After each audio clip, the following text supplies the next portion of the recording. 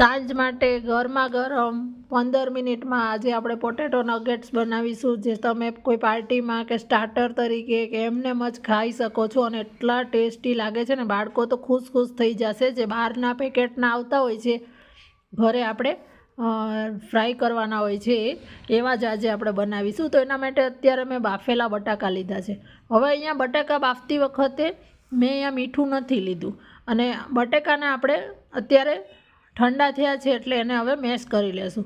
અહીંયા એ વાતનું ધ્યાન રાખવાનું કે તમને જો અગાઉથી ખબર હોય તો તમે વહેલા બટાકા બાફીને મેશ કરી અને ફ્રીજમાં મૂકી શકો છો, તો એમાં ભેજનું પ્રમાણ, પાણીનું પ્રમાણ નહીં રહે. અત્યારે મારે કોઈ પ્લાનિંગ નહોતા, એમને હજુ બનાવું છું એટલા માટે બટેટા છે હલકા એવા ભેજવાળા હશે એટલે કોર્નફ્લોર એમાં વધારે જોશે. આ બધા બટેકાને એકદમ વ્યવસ્થિત મેશ કરી નાખવાના છે અને એને ઠંડા થઈ જાય ત્યાર પછી અંદર લસણની પેસ્ટ લઈએ છીએ. અહીંયા તમારા પાસે જો લસણનો પાવડર હોય તો એ તમે લઈ શકો છો. ત્યાર પછી તીખાશ માટે આની અંદર તમે લીલા મરચાં જે તીખા આવે છે મરચી એ પણ લઈ શકો છો, પણ અત્યારે આપણે અડધી ચમચી ચીલી ફ્લેક્સ લઈએ છીએ. હું પલ માટે બનાવું છું એટલે એકદમ જ મીડિયમ મસાલાથી બનાવું છું. મોટા માટે કરવા હોય તો વધારે સ્પાઇસી કરી શકાય. અડધી ચમચી મેં ચીલી ફ્લેક્સ લીધું છે અને અડધી ચમચી આપણે ઓરેગનો લેશું. અહીંયા જો તમારા પાસે ઓરેગનો ચીલી ફ્લેક્સ ના હોય તો પણ ચાલશે. જો હવે આપણે અડધી ચમચી ચીલી ફ્લેક્સ અને ઓરેગનો બે લઈ લીધા છે. તો હવે આપણે ફ્રેશ આની અંદર કોથમીર લઈશું. એકદમ ઝીણી સમારેલી કોથમીર આની અંદર લેવાની છે. મેં અત્યારે એકદમ વધારે લીધી છે. શેપ થોડો અનઇવન જ આનો નગેટ્સનો હોય છે, પણ સ્વાદમાં બહુ મસ્ત ફ્રેશ અત્યારે લાગશે. અત્યારે શિયાળામાં કોથમીર સારી આવે છે એટલે. બાફતી વખતે મીઠું નથી લીધું એટલે અત્યારે આપણે સ્વાદ પ્રમાણે મીઠું લઈએ છીએ. હવે એમાં બાઇન્ડિંગ માટે આપણે કોર્નફ્લોર લેશું. તો જે રીતે મેં કીધું એ પ્રમાણે કે મેં ફ્રેશ જ બાફેલા બટેકા છે એટલે કોર્નફ્લોરનું પ્રમાણ મારે થોડું વધારે જોઈશું. તે અત્યારે મેં 3 મોટી ચમચી લીધો છે.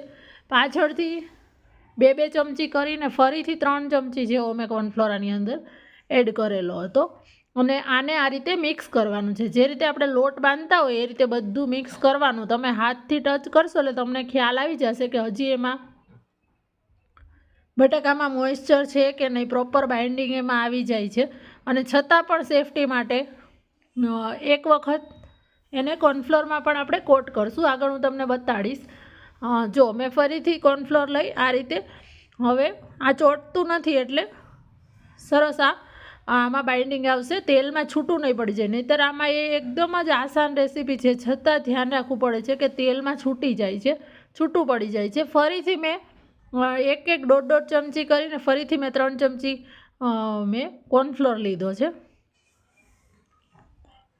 જો બટાકા બાફી મેશ કરીને ફ્રીઝમાં મૂકેલા હશે ને તો બહુ ઓછો કોર્નફ્લોરની જરૂર પડશે અને એટલો સરસ આનું રિઝલ્ટ પણ બહુ સરસ મળશે. ઇવન આ નગેટ્સ બનાવીને પણ હું તમને કહીશ આગળ ફ્રીઝમાં સ્ટોર કરીને રાખી શકો છો. જો હવે એ બટાકા છે એનું મિશ્રણ જે તૈયાર થઈ ગયું છે એને આ રીતે પાટલા કે ચોપિંગ બોર્ડ પર લઈ લેવાનું છે અને કોર્નફ્લોર નીચે છાંટી દેવાનું છે સેફટી માટે, નહીંતર તેલમાં એ છૂટી ના જાય એટલા માટે. આમાં કોથમીરનું પ્રમાણ આપણે વધારે રાખેલું છે અને બટાકામાં પણ ફ્રેશ જ બાફેલા છે એટલા માટે. જો આ રીતે એનો રોલ કરી અને એક સરખા એમાંથી કટ કરી લેવાના છે. હવે અહીંયા શેપ તમને જે ગમે તમે આપી શકો છો. આને વણી હાથેથી થેપી અને પછી એમાંથી સ્ક્વેર બિસ્કિટ જેવા કરી શકો છો. પણ બહાર જે પોટેટો નગેટ્સ મળે છે આપણે અત્યારે એવો શેપ આપીએ છીએ.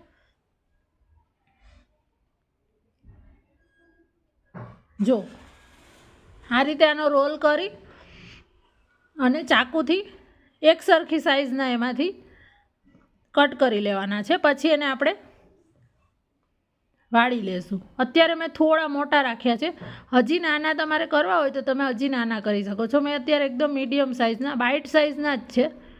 જો આ રીતે એને લંબગોળ જેવો શેપ આપવાનો છે. આનો આવો અનઇવન જ શેપ હોય છે અને એમાં જોઈ લેવાનું બધી સાઈડ પ્રોપર કોર્નફ્લોર પણ આપણે લાગેલો છે. ફ્રેન્ડ્સ, તમને મારી રેસિપીઝ જો ગમતી હોય અને ચેનલ પર નવા હોય ને સબસ્ક્રાઈબ ના કરી હોય તો પ્લીઝ સબસ્ક્રાઈબ કરી દેજો. અને રેસિપીઝ તમને જો સારી લાગે તો શેર પણ કરતા જાઓ પ્લીઝ. એનાથી મને ઘણું મોટિવેશન મળશે. જો હવે આમાં જે આપણા જે નગેટ્સ છે એ રેડી થઈ જાય એટલે ઉપર થોડો થોડો કોર્નફ્લોર આ રીતે છાંટી દેવાનો છે સેફટી માટે, કારણ કે તેલમાં ના છૂટે એટલા માટે. અને જો આ રીતે આખું સરસ કોર્નફ્લોરનું કોટિંગ આપણે થઈ ગયું છે. આપણે કોઈ સ્લરીમાં કે એને ડીપ નથી કરેલું એટલે. જો હવે આપણે એને તળવા ટાઈમે એ ધ્યાન રાખવાનું કે તેલ એકદમ પ્રોપર ગરમ થઈ ગયેલું હોવું જોઈએ. પહેલાં એક તળી અને ચેક કરી લીધું હતું મેં, છૂટું નહોતું પડ્યું એટલે. અને તેલમાં નાખ્યા પછી પણ તેલનું ટેમ્પરેચર વ્યવસ્થિત ગરમ હોવું જોઈએ. નહીંતર જો તમે ઠંડુ તેલમાં એડ કરશો તો આ બધા જ ફાટી જશે તેલમાં. એટલા માટે આમાં તેલ છે એ સરસ ગરમ હોય એવા તેલમાં, કારણ કે આમાં બટેકા છે અને કોર્નફ્લોર જલ્દીથી ચડી જાય એટલી વાર જ આપણે એને કૂક કરવાનું છે. બટેકા ઓલરેડી બોઇલ જ છે એટલે. સાંજે બાળકોને કે પછી સવારે લંચ બોક્સમાં પણ આ આપી શકો છો. બહુ સરસ આનો ટેસ્ટ આવે છે. બહારના જે પેકેટ આપણે લાવીને ફ્રાય કરતા હોય છે એના કરતાં એ કેટલા ટાઈમથી બનાવેલા હોય એના કરતાં આપણે ફ્રેશ બનાવી શકીએ. આને તમે વાળી કોર્નફ્લોરમાં રગદોળી એરટાઈટ ડબ્બાની અંદર ફ્રીઝરની અંદર સ્ટોર કરીને તમે 1 અઠવાડિયા સુધી રાખી શકો છો. જો કેટલા સરસ આ તળીને રેડી થઈ ગયા છે. કોર્નફ્લોરના કારણે તેલમાં થોડું કોર્નફ્લોર છે એ નીકળશે. જો અત્યારે મેં કેચઅપ સાથે સર્વ કરેલા છે. તમે કેચઅપ, ગ્રીન ચટણી કે પછી મેયોનીઝ કે ગમે તેની સાથે, જો ખાતા હોય મેયોનીઝ તો એની સાથે સર્વ કરી શકો છો. જો બની ગયા છે તો પલને ટેસ્ટ કરવા પણ આપી દઉં.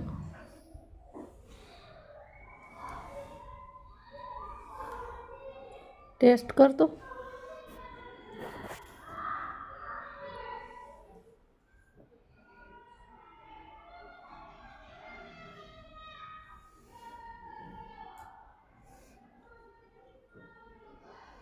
કેવા છે? બહુ મસ્ત ભાઈ, વાહ.